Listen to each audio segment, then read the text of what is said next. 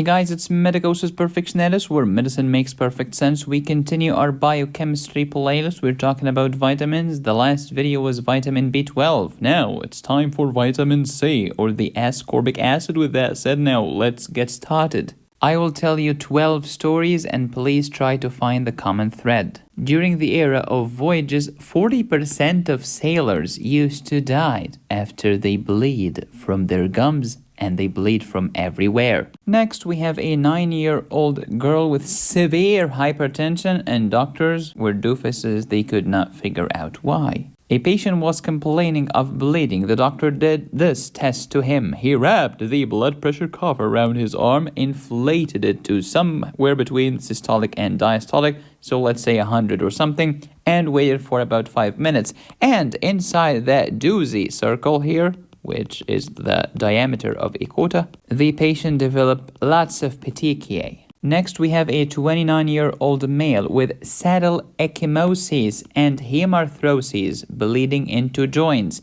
And he smelled so bad. He smelled like two dead fish having sex together. This patient lived on canned spaghetti and meatballs, pastries, and beer. Doctors thought, oh, maybe it's a nutritional deficiency. Let's refer him to an expert in the field, a freaking nutritionist. The nutritionist said everything is fine. Never trust a nutritionist. The diagnosis was missed for 3 weeks. Story number 5 comes from New Zealand in the first half of the 20th century. Formula-fed infants developed this kind of petechial rash and hemorrhages, elevated periosteum, and bony tenderness. They were misdiagnosed. Never trust a freaking pediatrician. Next, we have an infant, after experiencing a head trauma, presented with periorbital hemorrhages and scalp bruising. He was also misdiagnosed. Next, let's go to 2002 Australia. 10% of senior citizens admitted to a care of the elderly department showed symptoms of petechiae, purpura, ecchymosis, bleeding gum, and corkscrew hair, as you see right here. Doc, look at my hair. I don't like it, mate. Here is another kid with transverse ridging of teeth. If this is the molar or the premolar or whatever, and this is the biting surface, you see those ridges, transverse ridges. And of course, the freaking dentist did not know what's up. Next, we have another kid with the eyeball bulging forwards bilaterally due to retroorbital hemorrhage. This bulging is known as proptosis. Another patient presented with vitreous hemorrhage and subdural hemorrhage. A 26-year-old male at the Armed Forces, thank you for your service, presented with gastrocnemius muscle tear. Went to the hospital. The doofuses at the hospital did not know what's up. 6 weeks later, the freaking dermatologist figured out the cause of the gastrocnemius tear. The surgeons missed it. The freaking family doctor missed it. The rheumatologist missed it. Only the freaking dermatologist figured it out. This is when you know that there is always hope. There is just no chance. The last story is about a premature infant with these discolorations. Look at this. Black skin around the eye, black tip of the nose, black cartilage in the ear, hyperpigmentation everywhere. If this kid passes away and we do an autopsy, we'll see black bones. What is this? Oh, I know, medicosis. This is an inherited condition known as alkaptonuria. You're very close, but here it was not alkaptonuria. What all these patients have in common was vitamin C deficiency. Just by giving them vitamin C, many of them improved tremendously. So if you want to be a good doctor, you better get your head out of your sphincter. Hey, medicosis, where did you get these stories from? From the best medical textbook ever, Sapira's Art and Science of Bedside Diagnoses. Harrison's Internal Medicine did not have these stories. Davidson's did not. Goldman Cecil, nope. Up to date is not up to date enough. Only Sapira's did it. If you have not read Sapira's, please do not consider yourself a doctor. Sorry if I hurt your feelings. Because as the art of medicine is being lost, the science is also threatened. So today we'll talk about vitamins in general, vitamin C in particular, the chemistry of vitamin C, sources, metabolism, and deficiency. What causes scurvy? Clinical picture of scurvy, diagnosis and treatment of scurvy, and what happens during hypervitaminosis C. As I've told you bazillion times in my biochemistry playlist, vitamins are called vitamins because we thought that they are vital amines, organic molecules, micronutrients, and they are essential. Your body cannot make them, therefore you have to eat them in your diet. Vitamins are divided into water-soluble and fat-soluble. Vitamin C, as you see, is water-soluble. Therefore, deficiency is more likely. Toxicity is less likely. Throughout history, scurvy was way more common than hypervitaminosis C. B1 is thiamine, B2 is riboflavin, B3 is niacin, B5 is pantothenic acid, B6 is pyridoxine, B7 is biotin, B9 is folate, B12 is cobalamin, vitamin C is the ascorbic acid. And if you look at this nice bottle of multivitamins, you see vitamin C here, 60 milligrams, which is about 67% of your daily requirement. Hey Walmart, you can do better. So, for most people, taking 100 milligrams of vitamin C every day is perfect. There are some variations and it depends on your age, but this is a good rule of thumb. These are the functions of vitamin B's from B1 to B12. Vitamin C has many names. It's ascorbic acid, anti-scorbutic factor because scurvy is known as scorbutus. So this is the anti-scorbutus factor, or you can call it the ascorbate. Chemically speaking, vitamin C is an N-adioylactone of an acid. Who cares? It's a strong acid. No kidding. By the way, L-ascorbic acid is active. This is the one that you find in lemon, lime, oranges, etc. However, the D-ascorbic acid is inactive. It is useless when it comes to treating scurvy. So when you squeeze some lemon and eat them, it gets absorbed here in your intestine and goes to your bloodstream. From the blood, it will go to most tissues, specifically your pituitary gland, adrenal gland, and many other tissues. But it's not gonna be stored in the liver for long. If you do not get vitamin C for a month, you might start to suffer some symptoms of scurvy. Next, who's gonna get rid of the vitamin C? Your kidney. Why? Because it's water soluble, and the kidney can get rid of anything that's water soluble for you. Moreover, ascorbic acid gets metabolized into oxalic acid. Oxalic acid will be excreted in the kidney. If you eat tons of vitamin C, and I mean tons of vitamin C, this can lead to calcium oxalate kidney stones. Do you remember this mnemonic? Yup, first you iron your clothes, then you fold them, and then you put them in the closet. Because iron gets absorbed first in the duodenum, folate in the jejunum, and cobalamin in the terminal ileum. Thank you, Ellie, for this great mnemonic. Vitamin C can help with iron absorption. How come? Let's say that you ate the ferric form of iron. You cannot absorb ferric. You can only absorb ferrous, the Fe2+. And the mnemonic is Fe2 goes into the bloodstream. Who's going to convert Fe3 into Fe2? Vitamin C is needed for this transformation. Where do I get vitamin C from? You have natural sources and you have artificial sources. Artificial is the supplements, medications. Natural sources, lemons, limes, lemonade, oranges, bananas, green leafy vegetables, and even peas. Some organisms can synthesize vitamin C, but humans cannot. Therefore, you have to consume it in your diet. Moreover, vitamin C is destroyed on cooking, storage, and processing. It's gotta be fresh, baby. Let's make Gordon Ramsay happy. What are the functions of vitamin C? It's an antioxidant. It aids in iron absorption. It aids in fibroblast and osteoblast formation. Fibroblast will give you connective tissue. Osteoblast will give you bones. Hydroxylation of proline and lysine residue. This will help you make collagen. You need collagen in your bones, in your vessels, and your hair. These three structures are destroyed when you have scurvy. Hydroxylation of dopamine into norepinephrine. Hydroxylation of tryptophan into serotonin. Hydroxylation of tyrosine into homogentisic acid. And that's why the kid in story number 12 had an alkaptonuria-like condition. He had dark discoloration everywhere, especially cartilages. Also, vitamin C can help you with reduction-oxidation reactions. It can form THF, the famous folate, and it can form ferritin, the storage form of iron in your body. Benefits of vitamin C. We have direct benefits and we have indirect benefits. Indirect benefits, this is benefits of vitamin C. We have clinical benefits and we have biochemical benefits. We have talked about them and we will elaborate soon. Let's talk about the clinical uses. You can use vitamin C to treat a patient with scurvy. Awesome. You can use vitamin C to treat a patient with methemoglobinemia. You can use vitamin C to treat ulcers, burns, and even allergic reactions. This is controversial. Also, vitamin C might have an oxytocin-like action. If mommy is during labor, mommy is pushing and pushing and pushing. The doofus baby is not coming out. You can give oxytocin. I don't have oxytocin. Or mommy is super allergic to oxytocin. She's going to develop an anaphylaxis. What should I do? Try vitamin C. Will it work? I don't know. Let's hope for the best. What do you have to lose? But the guidelines, who cares? Who gives a rip? I want you to be a freaking doctor, not a box checker. Vitamin C can help you make doozy collagen fiber. What's collagen? This is the main protein in the extracellular matrix. We have many types of collagen. Type 1, you find it in bone. Type 2 is in cartilage, which means cartilage. Type 3, look at 3. 3 is very flexible. It's in your blood vessels because your blood vessels are super duper flexible.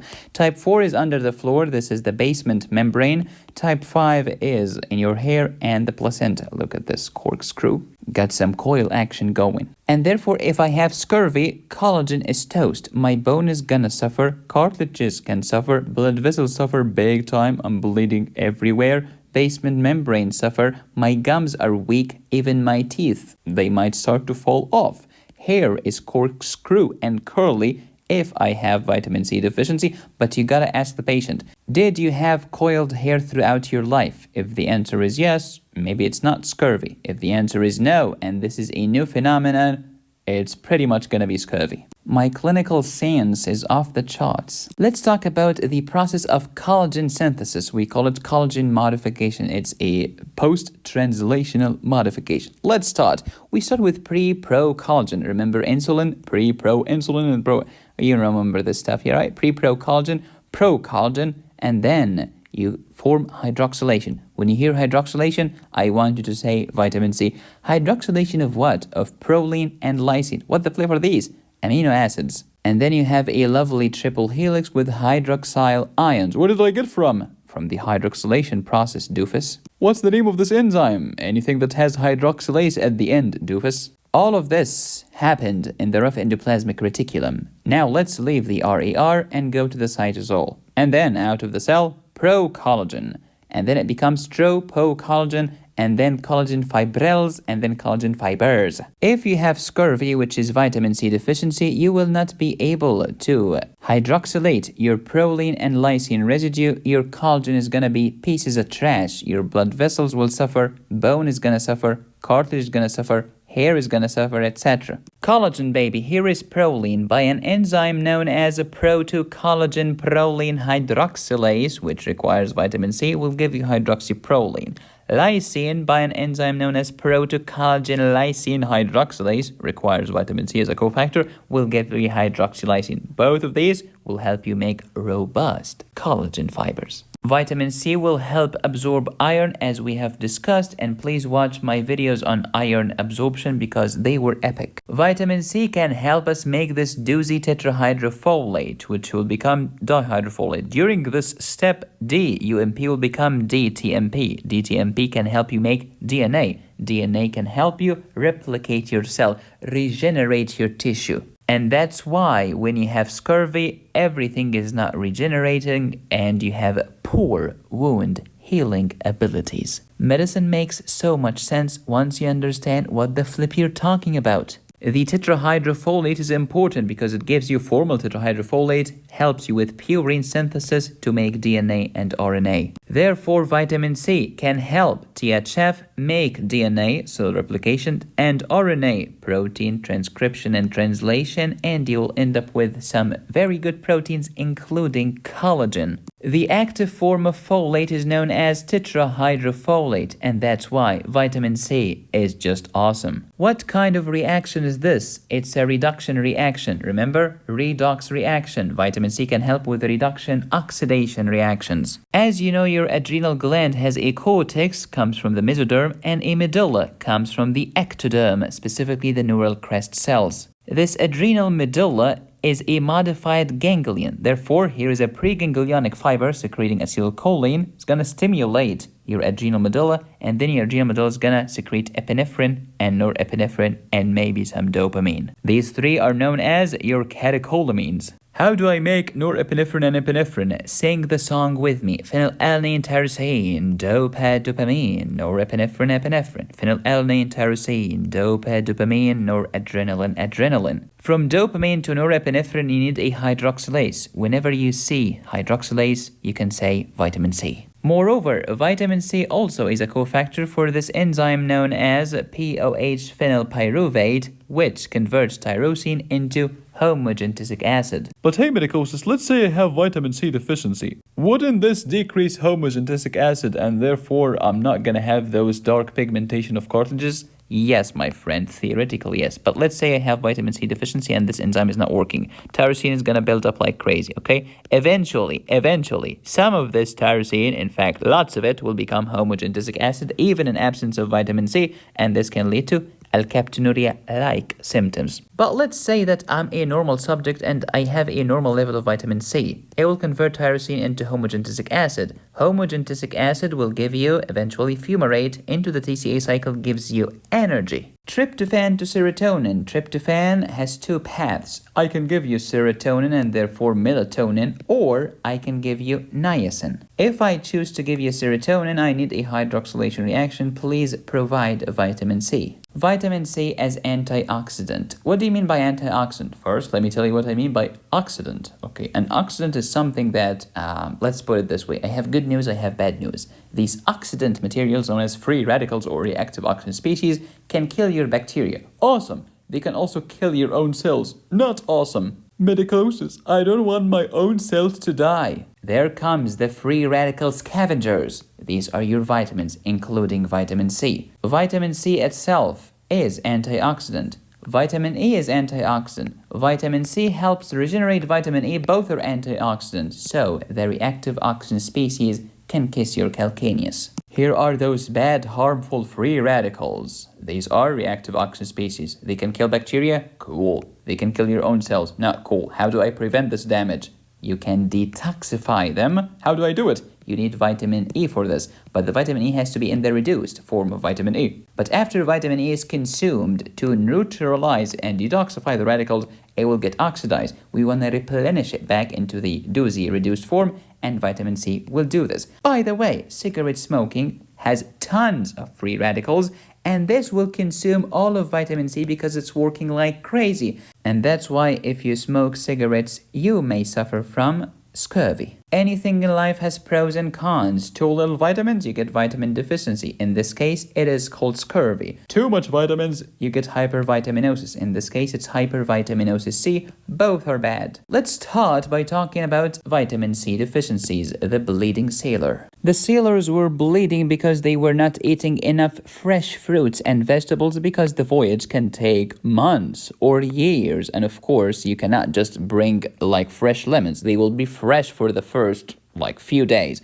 After this, they are not fresh anymore. Moreover, vitamin C gets destroyed on storage. So when you store it for a long time, it's no longer fresh. This young girl had hypertension because of vitamin C deficiency. The petechia that you see on this capillary fragility test is due to scurvy. This person with saddle ecchymosis, please remember these two words, saddle ecchymosis. Think vitamin C deficiency. Has your professor heard of this? No, because he's a doofus. Back in the day, formula-fed infants were vitamin C deficient because the formula did not have vitamin C. How about today? Look at the freaking label on the formula. If it says vitamin C, then it has vitamin C. Use your brain. Mommy's milk has enough vitamin C. Mommy's milk is not deficient of vitamin C. However, mommy's milk is deficient of three things. I call them the FEDK: iron, vitamin D, and vitamin K. Mommy's milk does not have enough iron, does not have enough vitamin D or enough vitamin K. Other than that, mommy's milk is just terrific. You cannot buy this on freaking Amazon. The baby had bruising and bleeding due to vitamin C deficiency. This old guy had curled hair.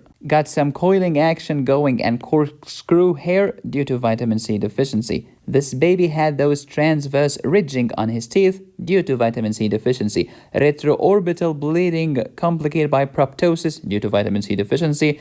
Intracranial bleed, in this case it was subdural hemorrhage, and intravitreous hemorrhage was due to vitamin C deficiency. The soldier who has torn his gastrocnemius muscle, remember Achilles tendon, was suffering from vitamin C deficiency. What are the symptoms of vitamin C deficiency or scurvy? Swollen gums, bleeding gums, gum hypertrophy, capillary fragility, poor dentition, poor wound healing, iron deficiency anemia. With all of the symptoms of anemia, tired and pale, pale and tired. Sometimes I get angina, sometimes I have a flow murmur, also dizziness, exercise intolerance, shortness of breath, etc. But what's the most common cause of shortness of breath? Lack of physical fitness. Get your butt off the couch and go to the gym or run or do whatever. Corkscrew hair, provided that this is a new phenomenon, a new sign, and provided that the patient did not have corkscrew hair throughout his or her life.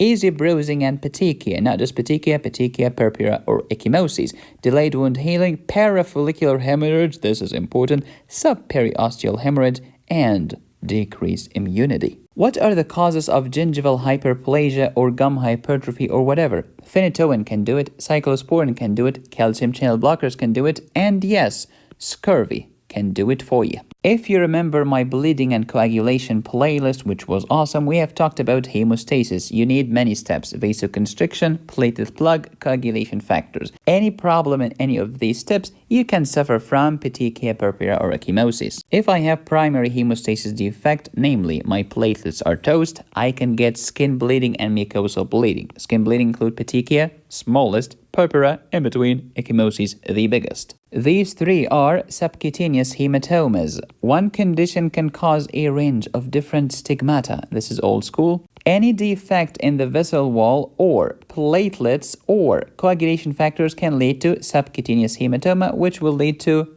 petechia, purpura, or ecchymosis. In scurvy, the vessel is weak because there is no collagen, because there is no hydroxylation of proline or lysine residues, because I do not have vitamin C. And that's why I get petechia, purpura, ecchymosis, and scurvy. Trauma, or scurvy for that matter, can cause any of these due to disruption of the vessel wall. Vitamin C deficiency can lead to iron deficiency anemia, and here is an example of a vitamin deficiency leading to a mineral deficiency. Patients with iron deficiency anemia, like any anemia, tired and pale, pale and tired. Sometimes I have angina, sometimes I have a murmur. Also exercise intolerance, dizziness, shortness of breath, and many others. Don't forget the koilonychia, when your nail is like a spoon, you can pour water here. And restless leg syndrome. And the famous pica, which is craving of anything. How do I diagnose vitamin C deficiency? And instead of spending thousands of dollars on some crazy sophisticated lab test, you can just give the patient vitamin C. If the symptoms improve, you have your diagnosis. Thank you, Mr. Obvious. Urine ascorbic acid saturation test, intradermal test, and the Rumpel lead test, known as the tourniquet test, also known as capillary fragility test. How do I do it? You mark an area, like a circle, on the patient's forearm, the exact size of a U.S. quota. Inflate the blood pressure cuff between 120 and 80 and wait for 5 minutes. If you see petechia in the circle, count them. If they are, I think, more than 3 or more than 5, whatever, you have your diagnosis. But if you suspect scurvy, delay the reading of the petechia for 30 minutes. Vitamin C deficiency is bad. Hypervitaminosis C is also bad. It can lead to calcium oxalate kidney stones. It can increase your iron toxicity because vitamin C helps iron absorption. Too much iron absorption will lead to increased iron toxicity, which is especially horrible if you already have hemochromatosis or if you receive repeated blood transfusions due to anemia, leukemia, sickle cell anemia, beta thalassemia, or any other disease. Moreover, in rats, tons of vitamin C can lead to permanent diabetes due to damage of the beta cells of the pancreas. So everything is good within limits, cause there are no solutions in life, only freaking incremental trade-offs. Some purrs for the pros. Iron overload can actually lead to scurvy. Oh, I don't understand. How come? because if you have iron overload, you have tons of iron to absorb. Yes, you will consume all of your vitamin C trying to help the iron, leaving less vitamin C for other organs, leading to scurvy. Your blood vessel is screwed because all of the vitamin C now is helping the iron. Perfect. Iron overload, hemochromatosis, plus excessive intake of vitamin C can worsen the iron overload. As I've said, vitamin C deficiency or copper deficiency can lead to delayed wound healing, specifically the second phase. Vitamin C plus methylene blue can treat methemoglobinemia. My mnemonic is, when the patient is blue, give them methylene blue and vitamin C. Vitamin C deficiency increases excretion of phenylpyruvate, phenylactate, and homogenesic acid, and that's why kid number 12 had alkaptonuria-like symptoms. Iron deficiency anemia can benefit from taking vitamin C. Oh, doctor, I have heavy menstrual bleeding and I'm iron deficient. Yeah, take iron. Also take vitamin C because it will help you absorb the iron by more than 10%. And this is true whether you are deficient or you are a normal doofus. Sapira has famously said, I do not examine individual hairs unless I'm considering the diagnosis of scurvy. Notice, he did not say, I do not examine hair. He said, I do not examine individual hairs unless I'm considering scurvy because of the curly action, the coiled hairs, the corkscrew. Well, actually, I've never examined a patient's hair. Screw you. The same book also said, although scurvy is thought to be rare, it is not. It is simply unrecognized. The author continues, I saw 2 cases and was shown 2 more in a 10-month period while this chapter was in preparation. Man, because students today will be like, I kinda sorta showed up to the lecture, I read my professor's PowerPoint, and I got this medicine thing figured out. Therefore, I deserve respect. So you believe in predestination? You do not know anything yet, you ain't get nothing figured out, and you deserve no respect. How about that? I'm just joking because I want you to be excellent. Please watch my previous videos on vitamins because I had even more interesting stories. Lemon and lemonade is not just a good source for vitamin C, they help me differentiate between leukemia and lymphoma. Watch my video titled Distinctions in Oncology. I have videos about antibiotics on my website medicosisperfectionalis.com. It has 40 videos about antimicrobials, antivirals, antifungals, and antiparasitic medications. The next 27 students can get a 40% discount towards any course on my website. Just use discount code 40OFF. Thank you for watching. Please subscribe, hit the bell, and click on the join button. You can support me here or here. Go to my website to download my courses. Thank you for watching. As always, be safe, stay happy, study hard. This is Medicosis Perfectionalis, where medicine makes perfect sense. Now I'm gonna go squeeze some lemons.